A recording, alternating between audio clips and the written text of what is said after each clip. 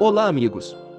Uma das razões, ajudando os Estados Unidos a se posicionar na posição da superpotência número 1, é que tem muitos aliados, países que estão prontos para ajudar militarmente, se os Estados Unidos forem atacados e vice-versa. Essa também é a razão.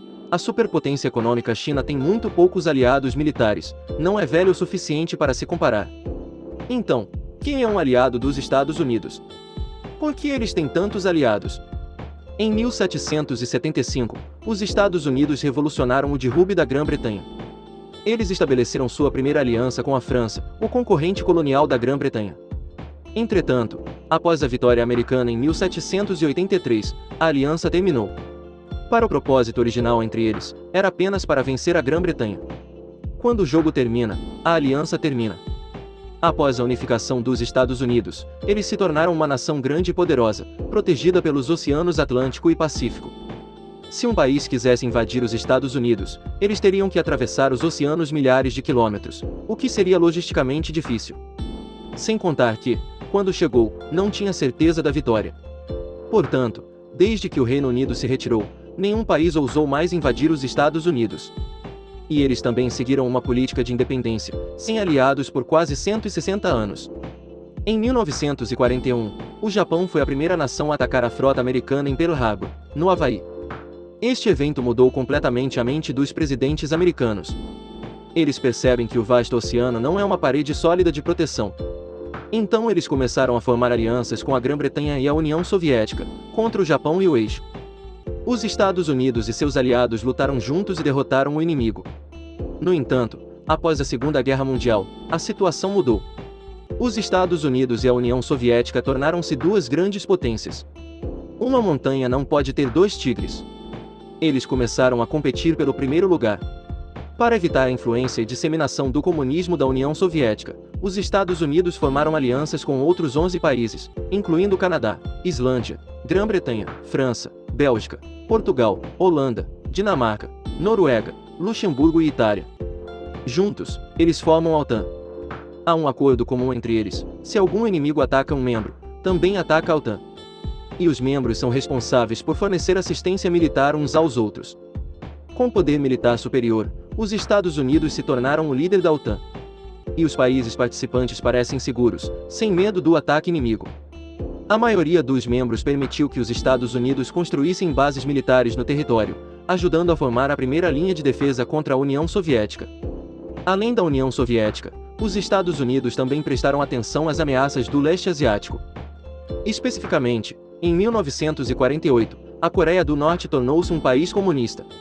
Em 1944, a China foi a próxima.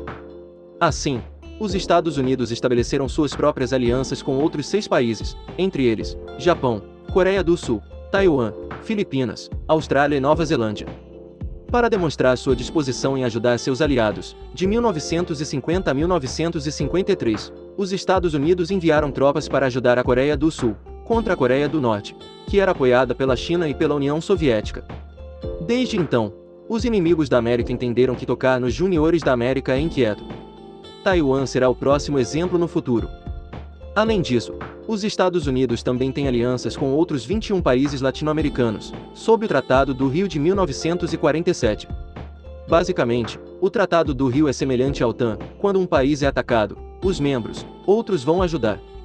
Atualmente, existem apenas 18 membros, incluindo os Estados Unidos.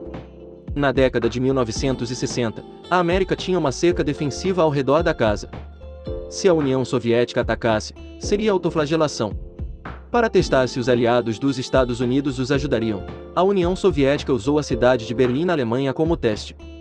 A cidade foi controlada pela União Soviética a leste e Grã-Bretanha, França e Estados Unidos a oeste, desde a Segunda Guerra Mundial. Em 1961, a União Soviética pediu aos países da OTAN que partissem. Ao invés disso, os Estados Unidos e seus aliados puxaram suas tropas para o confronto. Em resposta, a União Soviética construiu um muro em toda a cidade para se separar e ficar para trás. Através do teste, a União Soviética acreditava que os aliados da América estavam prontos para ajudá-los. Portanto, a própria União Soviética estava preocupada. Em 1962, eles construíram uma base de defesa antimísseis nucleares em Cuba, em resposta à implantação de sistemas de mísseis dos Estados Unidos no Reino Unido, Itália e Turquia, 3 países da OTAN. Este evento ficou conhecido como a crise dos mísseis cubanos. Em 1991, a União Soviética havia se desintegrado e o rival dos Estados Unidos não estava mais lá. Eles se tornaram a única superpotência no mundo. Para a OTAN, no entanto, surge uma questão: se ela deve continuar a existir. A maioria dos líderes europeus e americanos, a favor da manutenção da OTAN, tem o objetivo de manter a segurança na região. Em 1999, a OTAN tinha mais 3 membros, que se separaram da União Soviética, incluindo Polônia, República Tcheca e Hungria. Eles começaram a intervir em conflitos fora das regiões de seus membros, como bombardear as forças sérvias durante a Guerra de Kosovo. A OTAN também ajudou os Estados Unidos a invadir o Afeganistão em 2001 e o Iraque em 2003. Hoje, a organização cresceu para 30 países. No entanto, quando seus inimigos se foram, a aliança começou a desmoronar. Quando os Estados Unidos pedem a seus membros que gastem 2% do PIB em defesa, poucos países acertam.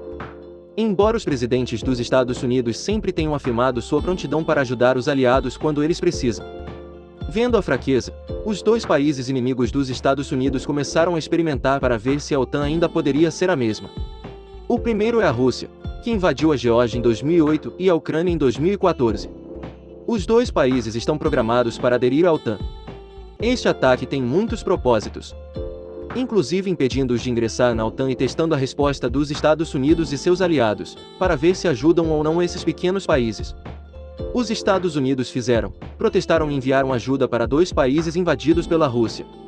No entanto, como ainda não são membros da OTAN, a intervenção é limitada.